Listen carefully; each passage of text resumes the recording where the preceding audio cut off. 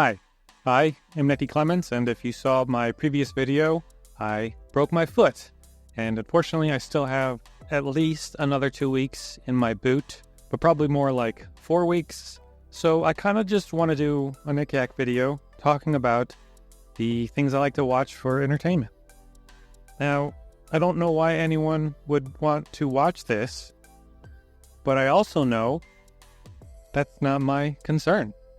I think, I know I do, and I think most people spend too much time worrying about what other people think.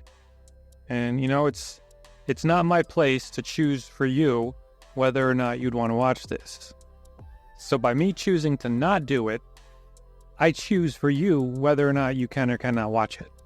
And I think that can apply to most things in life, within reason.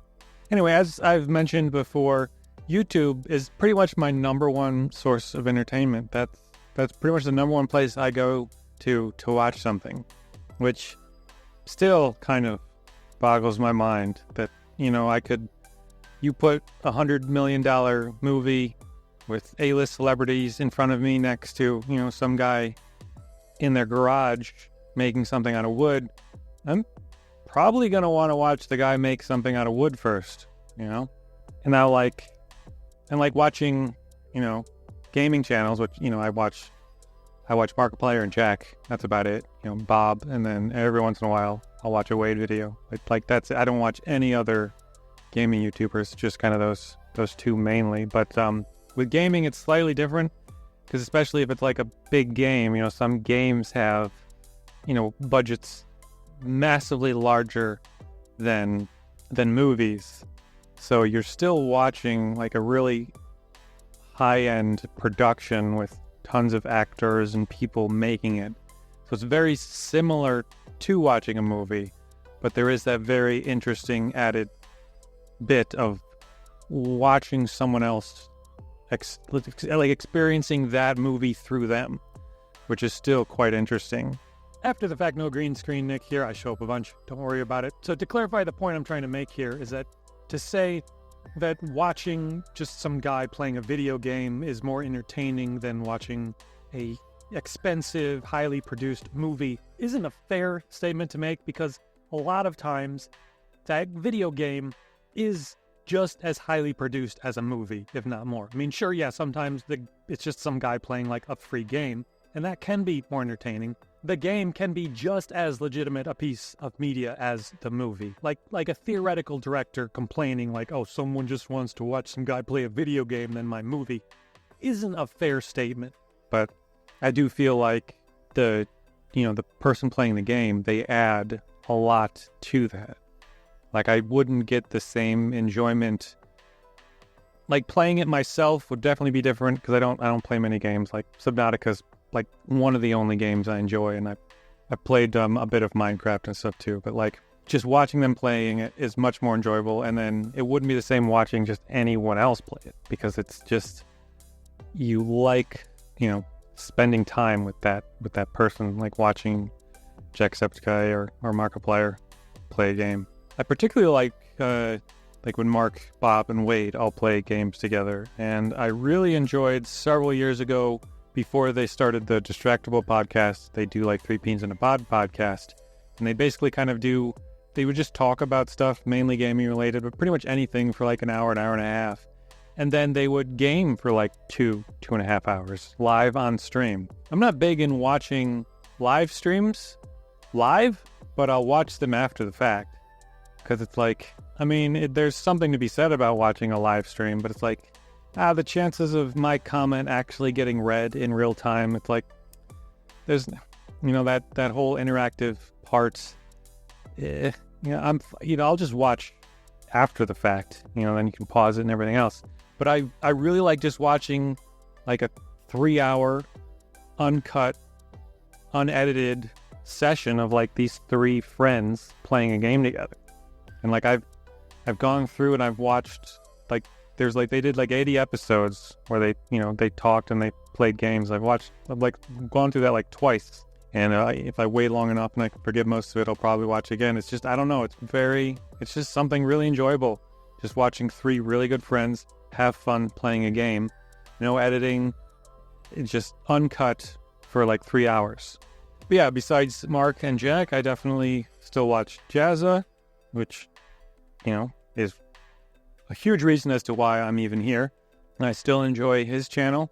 I don't watch too much of his other channels, which it's just, I subscribe, but I'm not a big watcher in like the table time stuff, which is, interesting because it's kind of the same thing that I was just talking about that I do enjoy, but I don't know. I just haven't gotten into much of that. And, again, it's a really specific thing with like the right person, the right game. And I guess, let me go back to that for a second, because I watch most things that Jack and Mark put out, because most things they do, it's enjoyable. But every once in a while, there is a specific game where even just watching them play it isn't enough. Like the game just isn't interesting. It's just not something that I want to watch. A lot of times, it's kind of like those, like, I never could really get into the Undertale series that he did, just that type of game where it's just kind of like static images and text blocks and like kind of like the turn-based type of game.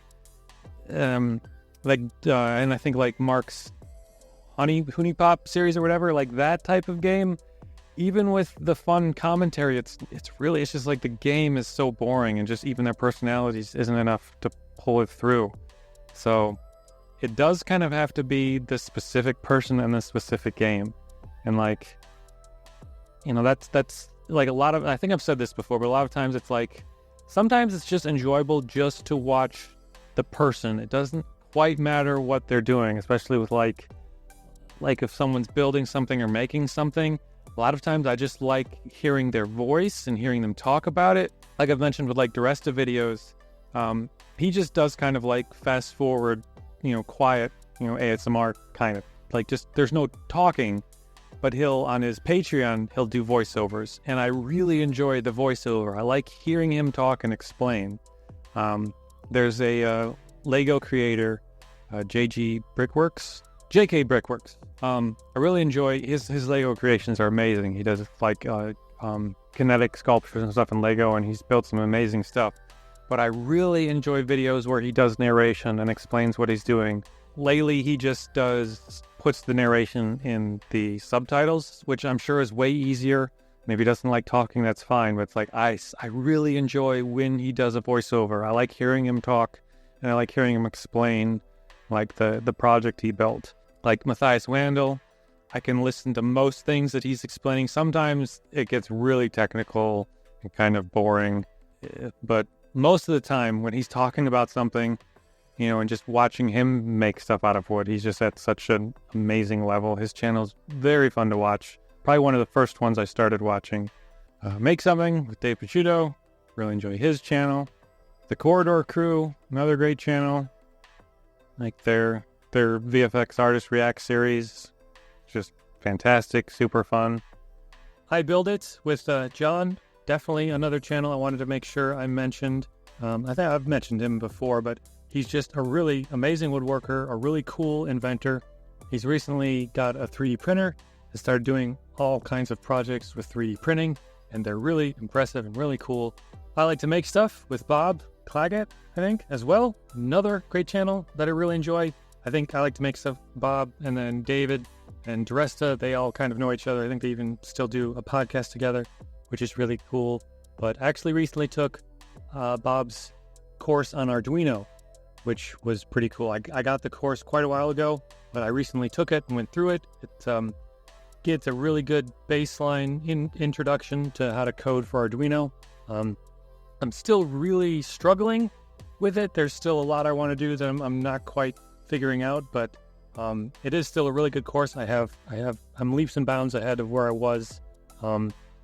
It's like, that's just, most things I can kind of learn on my own, but I'm just really struggling with the language and the coding of Arduino. So his course is really helpful. So if you're looking to get into Arduino and like coding like microcontrollers and all that stuff, I like to make stuff. It's a really good course on that. But yeah, I just wanted to make sure I mentioned those two additional channels. But yet one thing lately with YouTube is I'm slightly more selective in what I'm watching. And interestingly enough, like I wouldn't sit down and watch a video like the one I'm making right now, where there really isn't any kind of visual component. It's just me. It's just a talking head. If it's just a talking head, then I'd rather just mostly listen to it. Like that's something I would opt to only watch or put on when I'm doing something else. If I'm drawing, or if I'm working on Lego or building something, is something in the background where I can mostly just listen to it. I don't have to pay attention, because it almost just feels like a waste to just sit there and just watch someone talk when nothing else is going on. It's like I'm not maximizing my potential here. So yeah, if you're watching this, I hope you're doing something else and not just... I mean, if that's what you want to do, that's fine. Again, like, I'm not going to make the choice for you. But yeah, so like with podcasts and stuff, I listen to the Distractable podcast. I listen to Mark's other podcast, Go My Favorite Sports Team. And then I listen to Jack and Ethan's podcast, Brainly. Those are the only 3 podcasts I bother with. Now, all 3 do video, but still, it's mostly just talking heads. Every now and then they show something referenced on screen, so you get something if you're watching. But so like Distractable, I pretty much exclusively listen to in the shower. It's just kind of like I'll just throw it on when I'm in the shower, which was fine when they first started, and it was an audio-only podcast, but then they introduced video, so now I have a waterproof phone case in my shower that I chuck my phone in, and if there's something I need to look at, I can glance over and see what they're talking about. So it's pretty ridiculous, but that's what I do when I take a shower. I listen to the Distractable podcast. The Go My Favorite Sports Team, that's one that I'm less interested in, but it is interesting. That's one I'll listen to like when I'm doing yard work.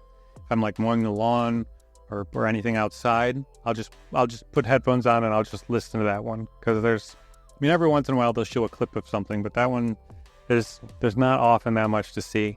And then Brain Leak, I've often listened to like when I'm doing my drawings, like my daily drawings, which I'm not doing right now, but it's like it's I kind of like have specific things for specific activities, which I find interesting. So yeah, if there's something where there's not much of a point in watching it, I'll save it, or I'll put it on when I don't really have to pay attention.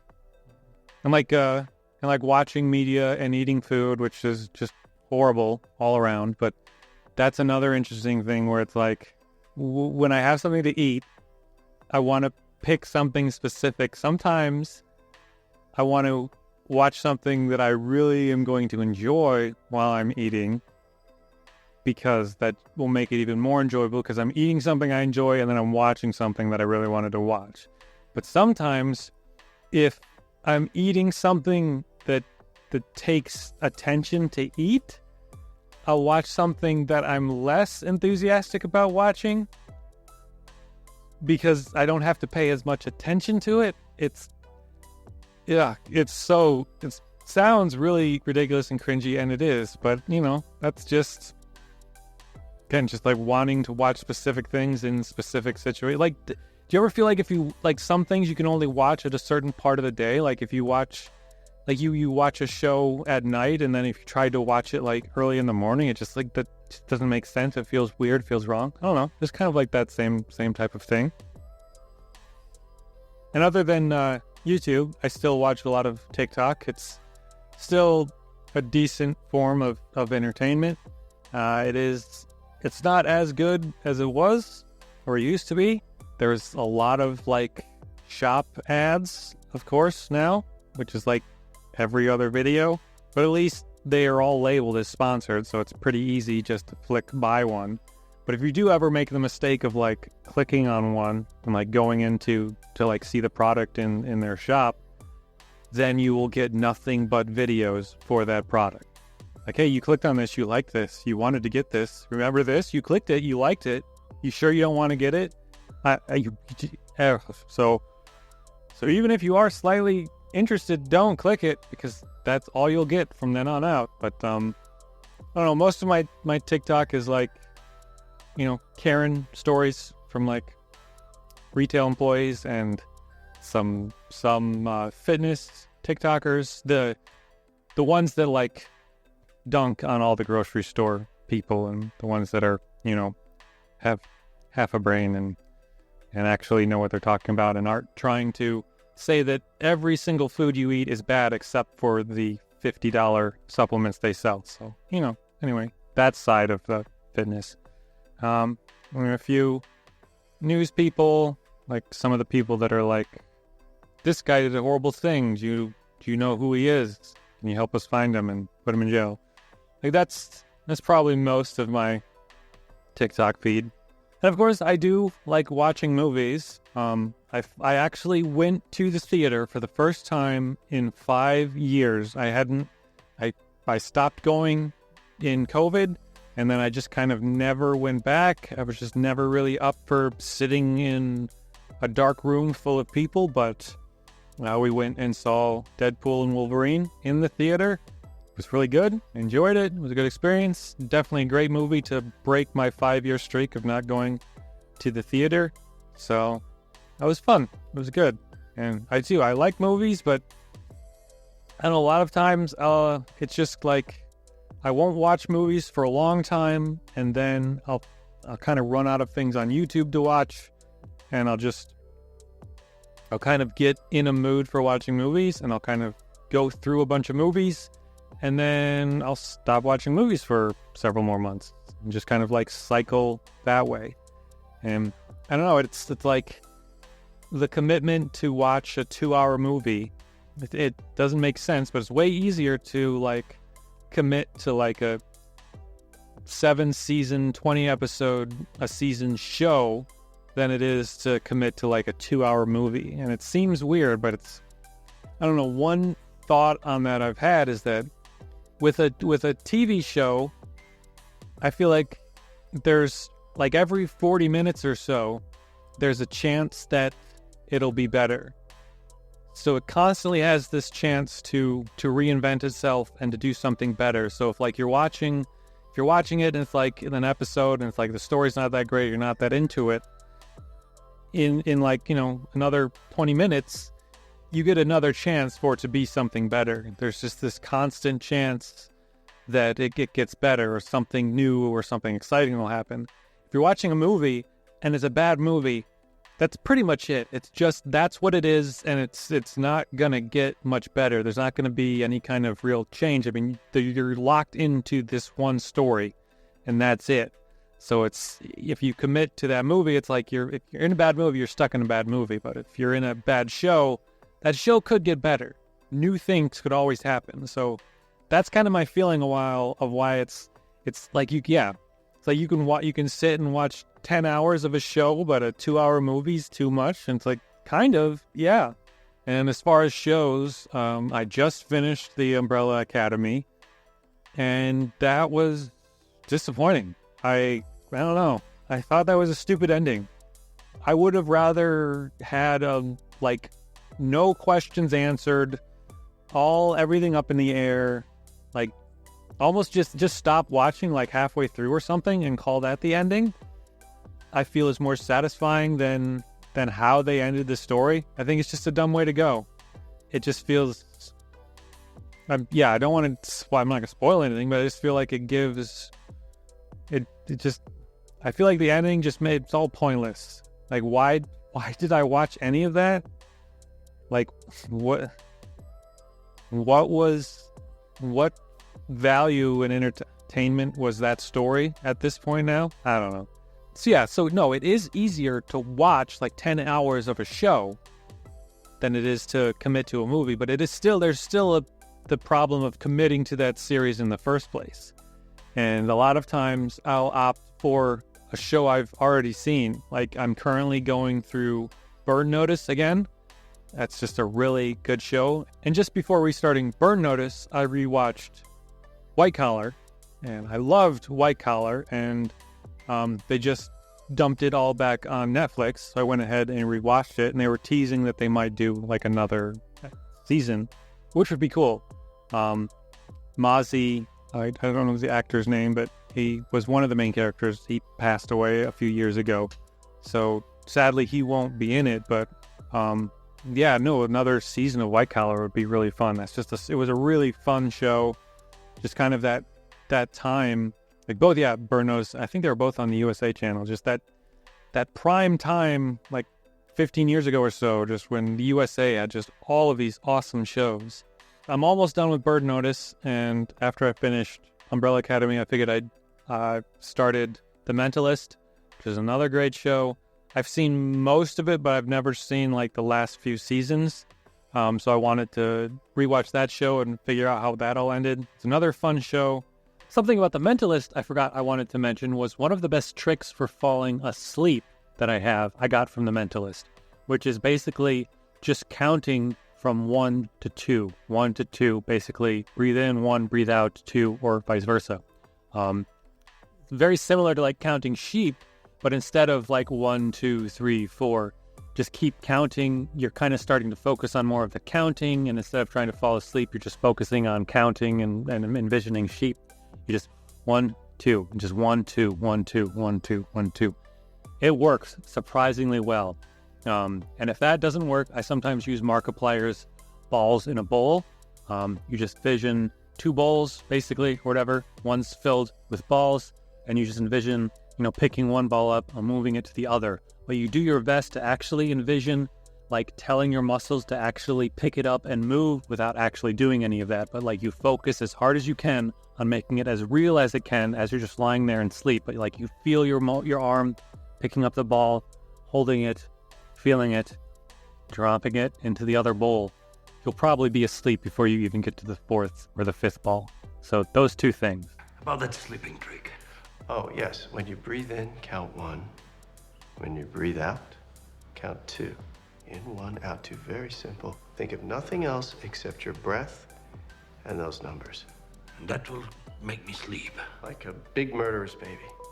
So the 1-2 thing, it's essentially just a mindfulness technique. It's not something they invented. It's a real thing. But you know how I found that clip? Because I'm only on season 1, and that doesn't show up until season 4. So if I had to wait to find it organically, it would have taken a while. I actually found a website that has all of the scripts for the entire series, and thankfully they're just basic HTML pages. So I was able to use an extension in my browser, download them all, to download all of the HTML pages, and then I was able to use Dreamweaver to search through the code of all of those pages all at once for the word count, and then it came up with several results, and one was the one I was looking for. However, the scene is not what I was remembering. For one, I thought it was a woman. I thought it took place in like the police precinct, so I didn't remember that scene and that person, especially not being a man at all, which is just really interesting.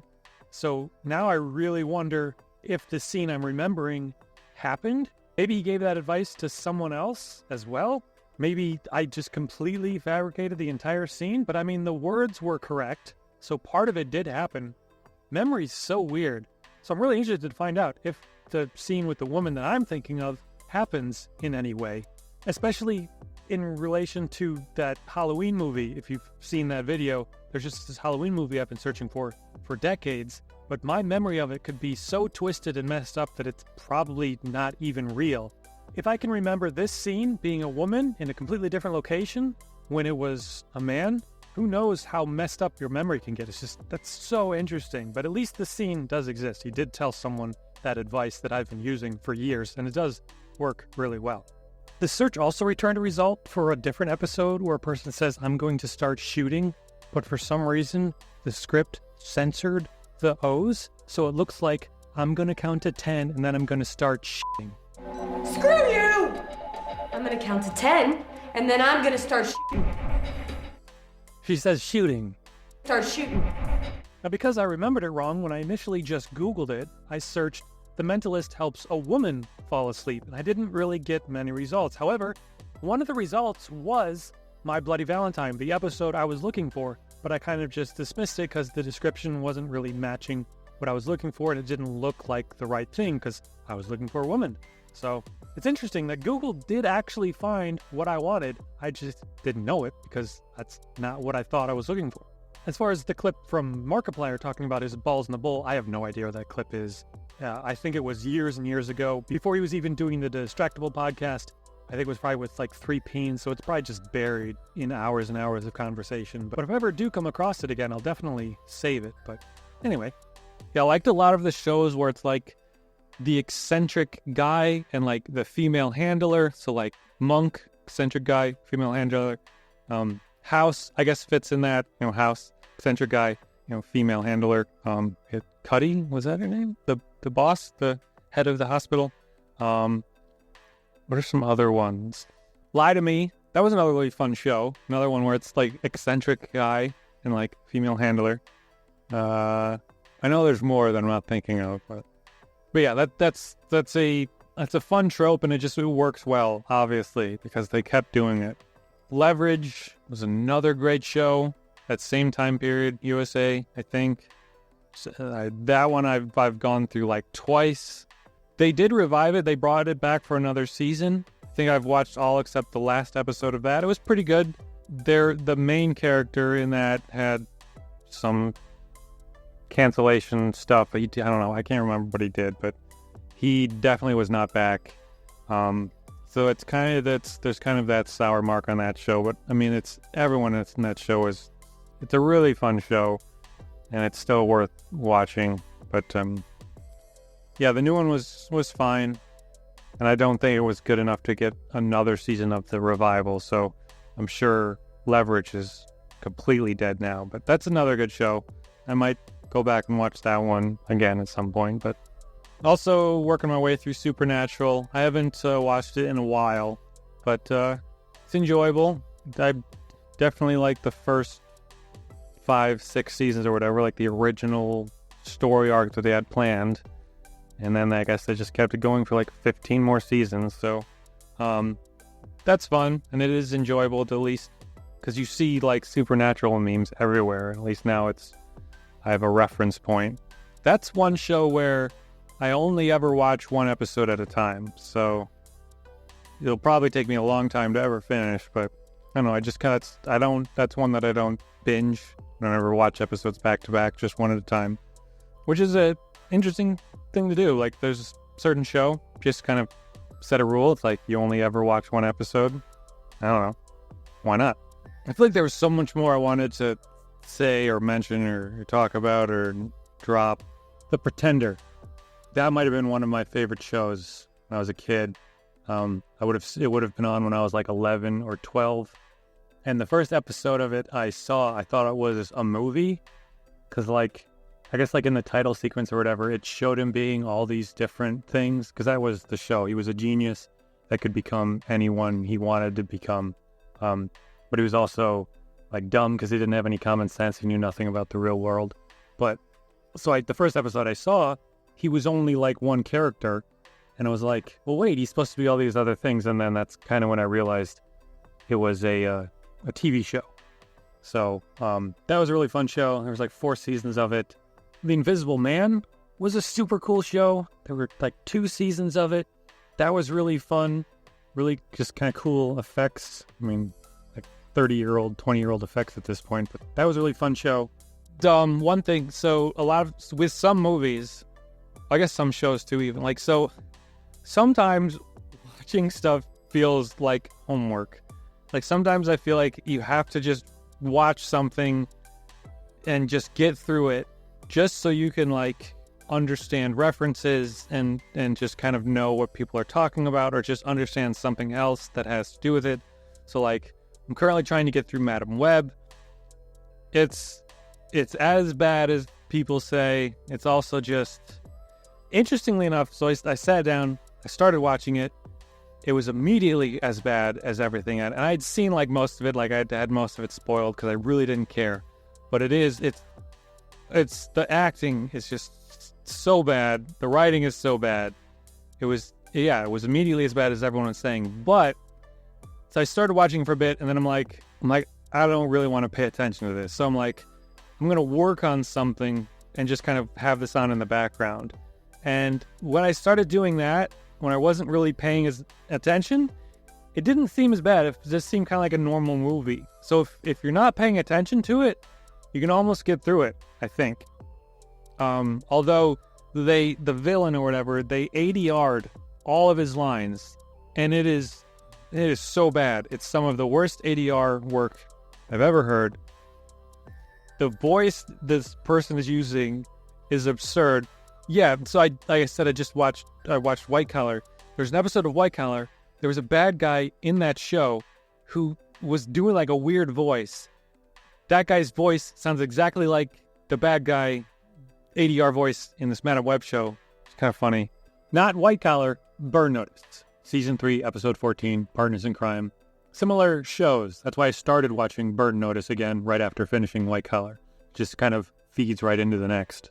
I didn't know we'd be targeting teenagers. They're teenagers now, but in the future, they have powers, and they will try to destroy me. I came from nothing, less than nothing.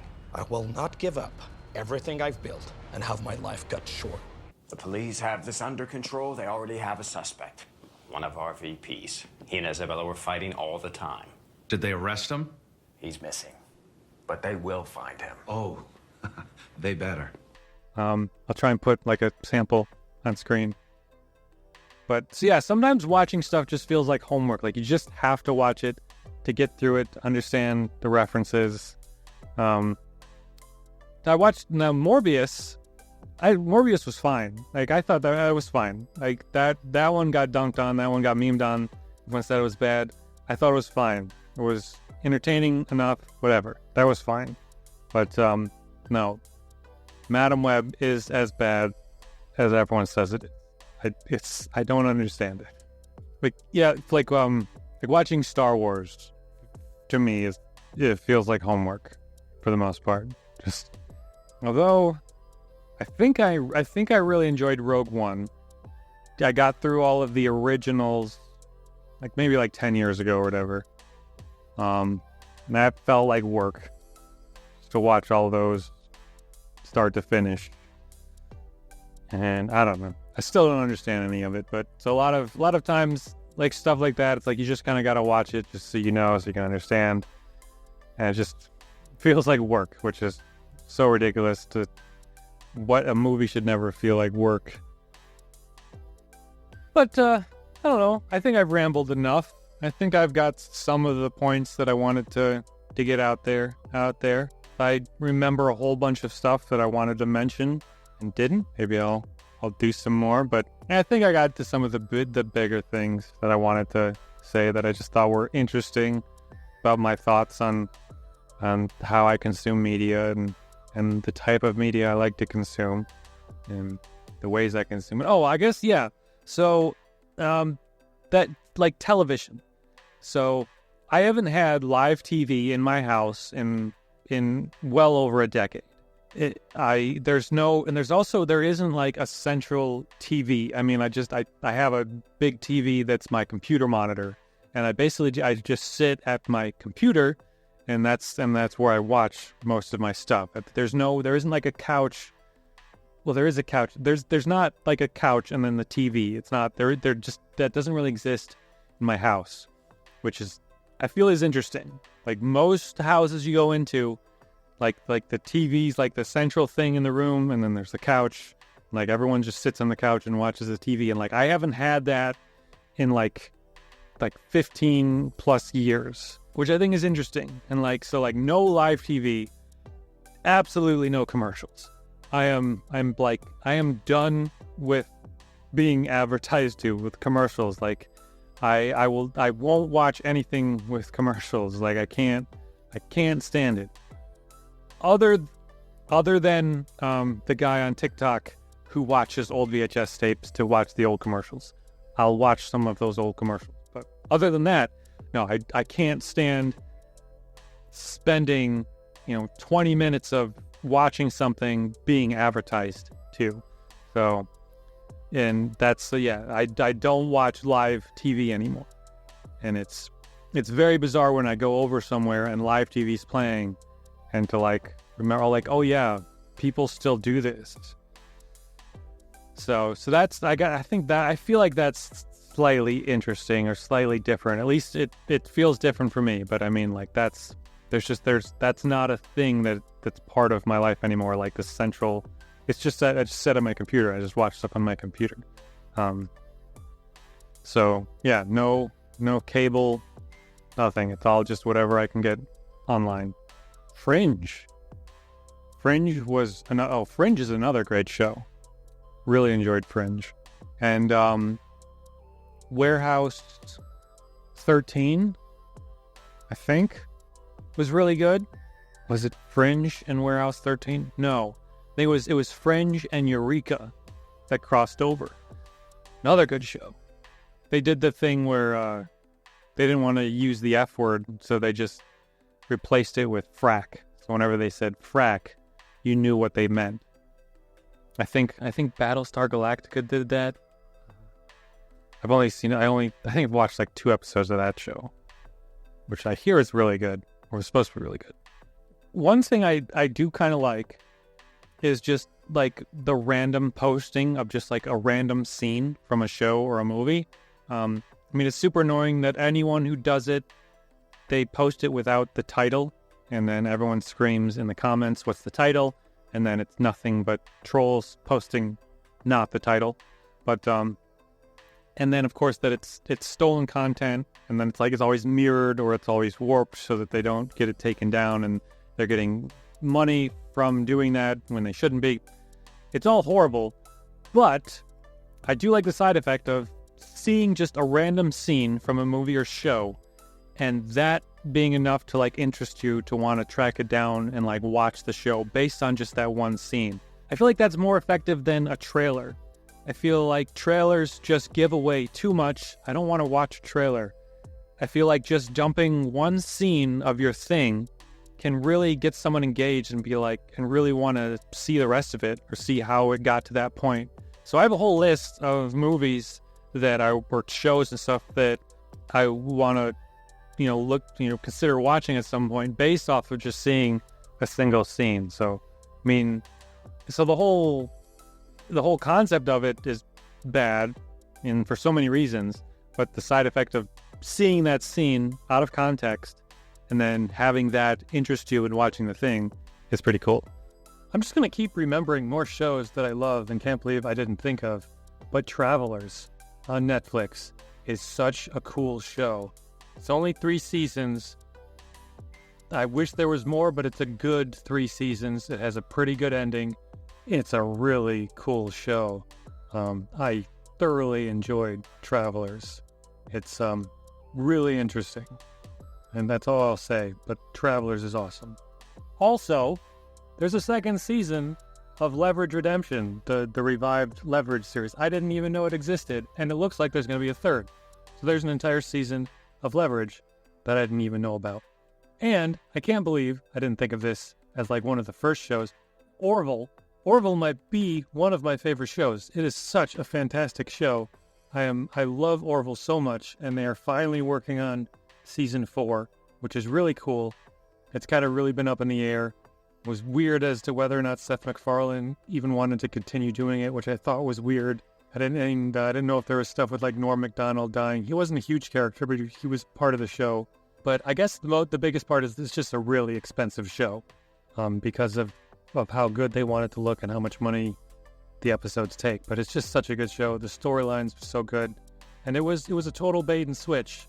Because the first time I saw a preview for it, I thought it was actually a movie, but it was a show. It really kind of was put out there as like real life Family Guy in space, basically. And so they really kind of pulled in a comedy audience, and then they pulled that out from under you, and you realize it's like a super kind of serious show that tackles major issues, just like Star Trek and all the other Star Treks do and have done. So there's a lot of really emotional, really hard-hitting episodes. So Orville that's another show I absolutely love. Anyway, my sincere thank you for watching. Once again, I am Nick Clements, if you're wondering. Nick is short for Nicholas, and the D stands for Dawson. Anyway, I'm off to make something else.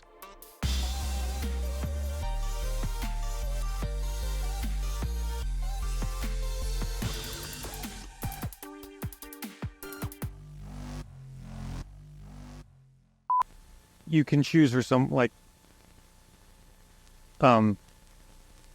what?